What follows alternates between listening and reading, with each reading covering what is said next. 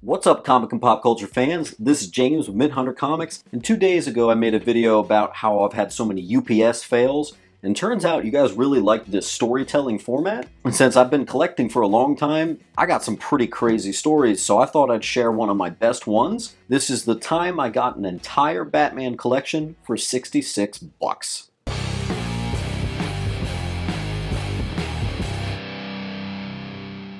Before we dive in, guys, don't forget to hit that like button and comment down below what is the craziest comic book deal you ever got. Story begins 7 to 8 years ago. I was actually freshly out of college, and I kind of consider this to be the golden age of comic book collecting. 7 to 8 years ago, first appearance of Bane, first appearance of Carnage were both like $100, maybe $150 CGC 9.8 books at the most. You get the first appearance of Constantine for like maybe $200 to $300. It was just a beautiful time. I made a video from this past year when I went out to Scranton and I had one of my best comic finds for the dollar amount that I've ever had. And I called it in that video the best deal I've ever gotten.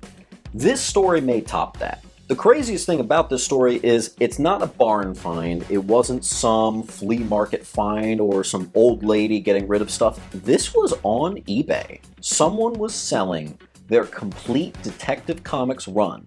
It was Detective Comics number 401. So I just missed out on Detective Comics 400, the first appearance of Man-Bat, but it was 401 all the way up to and starting to include a little bit of the new 52 Detective Comics run. And he wrote in there that there would be a complete run, there might even be some duplicates, and some extras.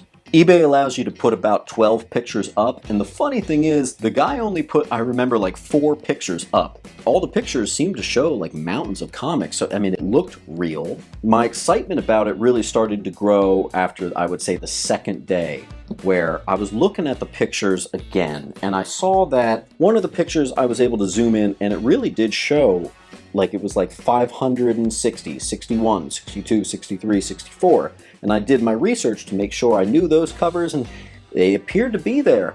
So that's when I decided, wow, I really want this. And at the time, my collection was pretty much just action figures and graphic novels and trade paperbacks. I wasn't really collecting comics other than a couple reader copies of stuff. So I remember that it looked like it was going to end at an odd time. It was like ending at 6 in the morning or something like that. I don't know if the guy was in Europe or some other time zone different than mine, but I made sure that I set an alarm so that I would wake up in time to put my final bid before that bidding closed. So anyway, the night of, I go to sleep and I've got my alarm set to wake me up at like 5:55 or whatever, because it's ending at 6 in the morning.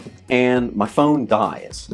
Luckily, I have an incredible natural internal clock, and it actually caused me to wake up at like 5:30, something like that. Saw my phone was dead, quickly charged it, turned it back on, waiting to get in and put my final bids in. And I waited that stretch of time until 6 o'clock, and no one was bidding. Not a creature was stirring, not even a mouse. I put in a final bid that brought it to $66, and I watched as it reached 5 minutes. Once we got into the under the 1 minute mark, I kept refreshing and refreshing and refreshing.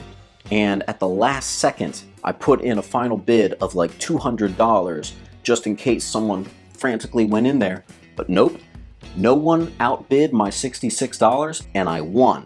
And obviously, to cover myself, I paid immediately. I don't think anyone has paid for something faster in their life. And you know what? Day 1 went by, still didn't ship. Day 2 went by, still didn't ship. Here I was starting to sweat a little bit. Is this guy gonna try to pull out because it was such a low bidding? But sure enough, on day 3, got the shipping notification that it was being sent out, and this is also when shipping was frankly just better in the country. I got it 2 days later, a massive box filled with stacked short boxes within the box. It was extremely heavy.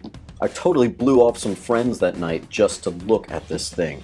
And as I unboxed it, I took everything out of the short boxes. Some of the things weren't in the right order, and it took me hours and hours of cataloging to get it right. And sure enough, it really was Detective Comics 401 all the way to I guess 900 or whatever it was when it hits the new 52, and that did include the first appearance of Talia al Ghul. So there were some major and some minor keys thrown in there. But I didn't just get a complete Detective Comics run. Most of it had 2 copies.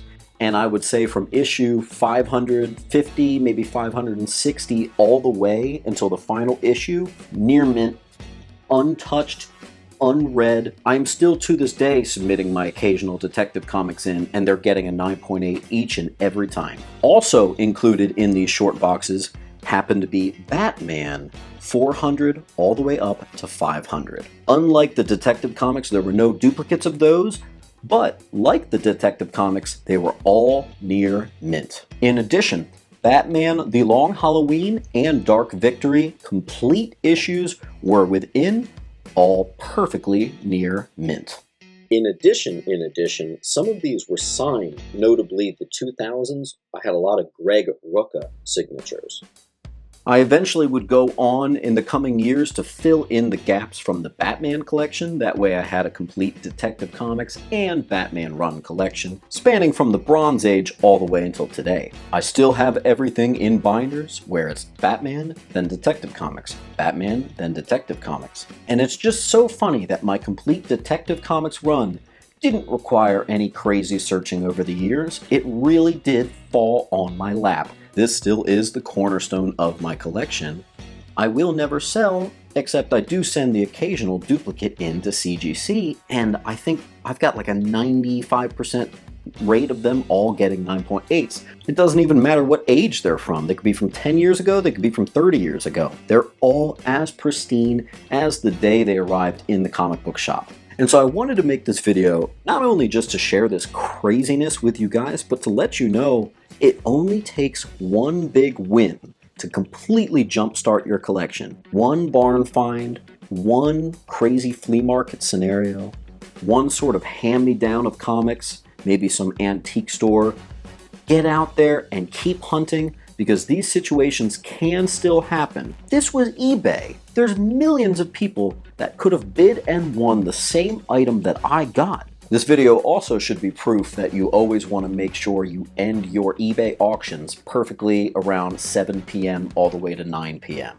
So you know. Because I got such a major win with my Detective Comics, that's allowed me to collect a lot of other things, like putting my energy into collecting statues, which has now been something I've been doing for 8 years. It just takes one big win to get you guys on the map and jumpstart your collection. I hope you enjoyed the story, guys, and positive vibes today. That's what we're going to be going about. The comic market right now is really tough. It's a really tough time to buy, great time to sell, but oh man, is it really tough to buy comics right now. And you know what? Everything comes up and down. Just have fun. If you want to read, then read. If you want to collect, collect. Whatever makes you happy, just do it. And let's just get back to being dorks. That's what it's all about, right? Anyway, guys, hope you enjoyed. Hit like on your way out and keep on collecting.